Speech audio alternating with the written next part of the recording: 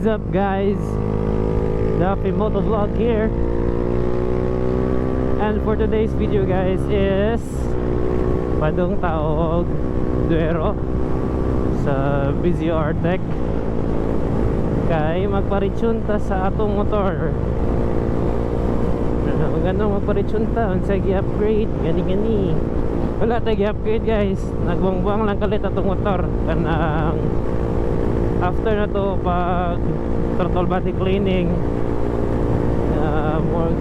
sige na siya backfire and then i-chatted ko ni Sir Charles and yun siya need daw iparitune na timing po kayo kay na sila'y pagkaroon schedule sa Bohol nga tuning karon nga weekend. So adto to guys, and as you can see nga ni kanindot ang malabyan nimo guys from Tagbilaran going to Duero, and it's 8 almost 8 a.m. chill ride rata kay karat-karat itong motor murag radio. So guys, kita-kits dito sa Duero guys. Peace out. So na sa Duero guys, and if gikan kag Tagbilaran, ang Busy Artec is padong dito sa Ubay. So karon nata sa munisipyo sa Duero, and then Mercado, and sa unahan na bridge.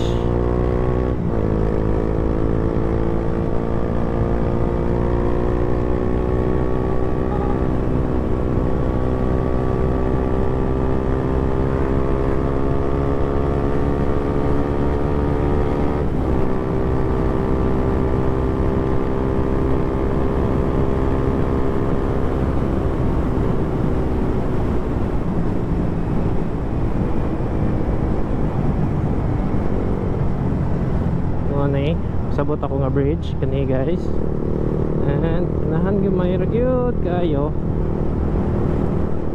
uli ko to sa left. Dool siya sa buwangan sa Duero there guys na ay Busy Artec na Karatula. Nagikan sa skina guys, straight run eh.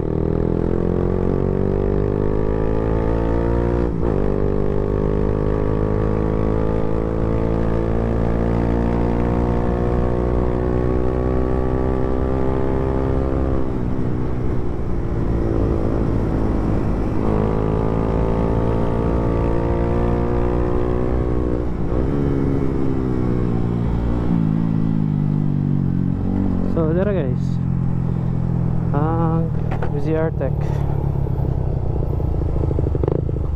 wala pa gisalang. So guys, narita sa Busy Artec erase sa Duero, and nakasampa ng atong motor guys, and waiting na ta para i-tune. Let's go!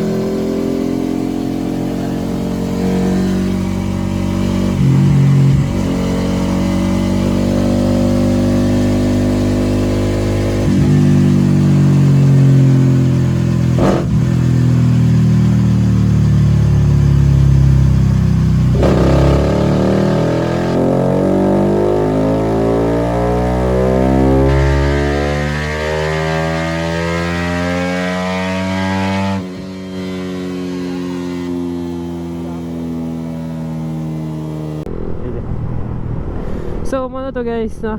And pauli na Tagbilaran. Thank you kay BCR Tech Bohol, Sir Charles, pag dyno tune sa tumotor. And although medyo nihinay ko dyan ni baba atong horsepower karon, no?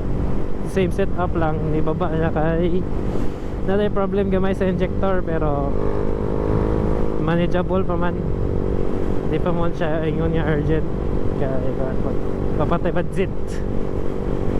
Po makabudget ta balik ta wag paday, no?